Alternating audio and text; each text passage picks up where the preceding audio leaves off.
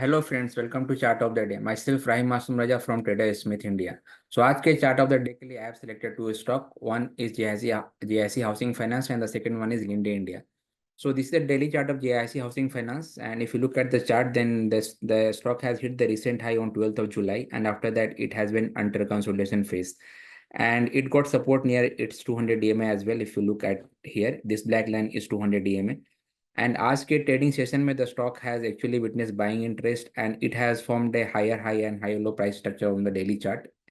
And it has also reclaimed its 50 DMA with above average volume. It has APS strength of 66 and buyer demand of B+. The second stock is Linde India. And if you look at the chart of the Linde India, the stock has been under consolidation phase from past 3 months, especially from 22nd of May. And the stock has witnessed profit booking here. And the price action has also deteriorated. In this process, it has also breached its all key moving averages, but it has protected its 200 DMA. And at that level, it got support as well. The stock got support near its 200 DMA, and आज के trading session में the stock has gained around 8%, and it has also reclaimed its 50 DMA and 100 DMA simultaneously with above average volume.